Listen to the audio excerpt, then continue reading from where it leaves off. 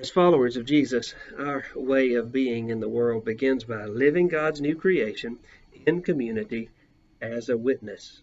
In the way of a disciple, we say, as we become more familiar with the good news of God's love turned loose on the world in Jesus, it is only natural that we tell others with word and action. Being a witness does not mean convincing others of all the right theological or doctrinal answers, but rather sharing our experiences of God with others so that they might better see their own experiences with God. Followers of Jesus give witness to what God is doing in the world in Jesus. Witness sometimes gets a bad rap. We conjure up images of the Bible-thumping preacher on the courthouse lawn or the televangelist asking for money.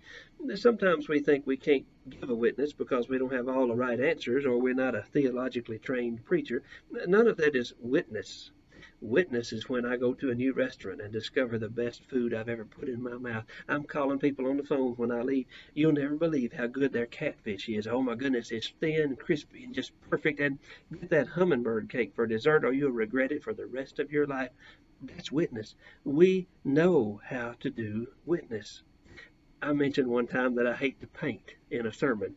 I had 6 names of painters before I left the sanctuary. Each one, oh, he's the best. You got to call him.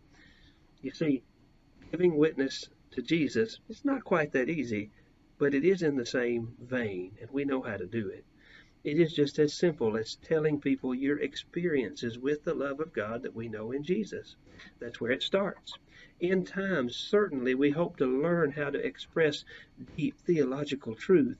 In time, we are able to give witness to Jesus in such a way that helps people connect the dots of God's grace working across the lives of those whom we encounter. But let's never forget, every follower of Jesus is able, willing, and expected to give witness to the love of God we know in Jesus. Our way of being in the world should include living life and talking about life in such a way that people meet the risen Jesus in their interactions with us.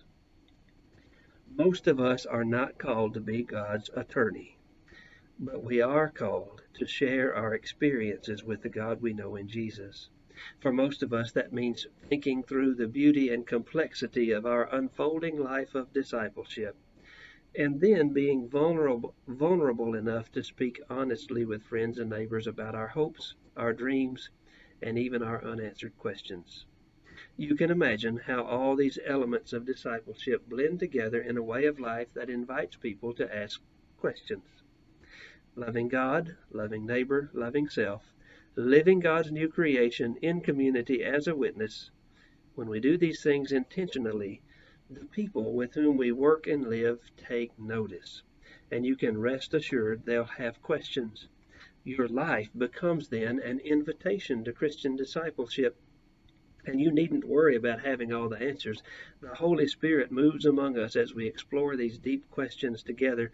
Along the way, people come to believe the good news that we are all learning to live together. Further along the way, we learn, grow, and get better at helping folks connect theological and biblical dots in meaningful ways.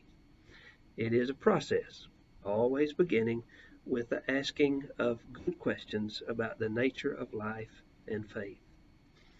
As we close our time together today, I'd like for you to take a few minutes with your group and talk about how these elements of discipleship, loving God, neighbor, self, living God's new creation in community as a witness, how all of that works together to help us become effective witnesses to the good news of Jesus Christ. You might share a little about obstacles we face, how we would encourage one another, and how we sometimes overcomplicate this thing. Enjoy your conversation, and I look forward to being with you again next week. Thank you very much.